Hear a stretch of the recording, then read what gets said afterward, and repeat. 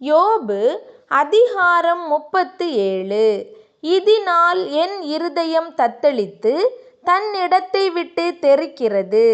அவருடைய சத்தத்தினால் உண்டாகிற அதிர்ச்சியையும் அவர் வாயிலிருந்து புறப்படுகிற முழக்கத்தையும் கவனமாய் கேளுங்கள்.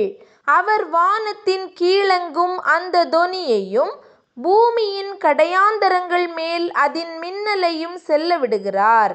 அதற்கு பின்பு அவர் சத்தமாய் முழங்கி தம்முடைய மகத்துவத்தின் சத்தத்தை குமுற பண்ணுகிறார். அவருடைய சத்தம் கேட்கப்படும்போது அதை தவிர்க்க முடியாது. தேவன் தம்முடைய சத்தத்தை ஆச்சரியமான விதமாய் குமுற பண்ணுகிறார். நாம் கிரகிக்க கூடாத பெரிய காரியங்களை அவர் செய்கிறார். அவர் உறைந்த மழையையும் கல் மழையையும் தம்முடைய வல்லமையின் பெருமழையையும் பார்த்து பூமியின் மேல் பெய்யுங்கள் என்று கட்டளையிடுகிறார். தாம் உண்டாக்கின சகல மனுஷரும் தம்மை அறியும்படிக்கு அவர் சகல மனுஷருடைய கையையும் முத்திரித்து போடுகிறார். அப்பொழுது காட்டு மிருகங்கள் தங்கள் குகைகளில் புகுந்து தங்கள் கெபிகளில் தங்கும். தெற்கே இருந்து சூறாவளியும் வடகாற்றினால் குளிரும் வரும். தம்முடைய சுவாசத்தினால் தேவன் குளிரை கொடுக்கிறார். அப்பொழுது ஜலத்தின் மேற்பரப்பானது உறைந்து போம். அவர் நீர்த்துளிகளை மேகத்தில் ஏற்றி மின்னலினால் மேகத்தை சிதற பண்ணுகிறார். அவர் அவைகளுக்கு கட்டளையிடுகிற யாவையும் அவைகள் பூச்சக்கரத்தில் நடப்பிக்கும்படி அவர் அவைகளை தம்முடைய ஞான ஆலோசனைகளின்படியே சுற்றி திரிய பண்ணுகிறார்.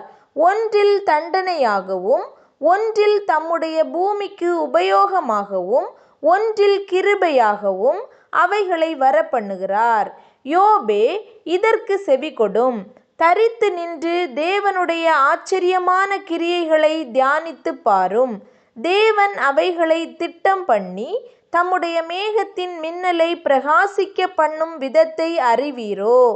மேகங்கள் தொங்கும்படி வைக்கும் நிறையையும் பூரண ஞானமுள்ளவரின் அற்புதமான செய்கைகளையும் தென்றலினால் அவர் பூமியை அமைய பண்ணும்போது உம்முடைய வஸ்திரங்கள் உஷ்ணமாயிருக்கும் வகையையும் அறிவீரோ?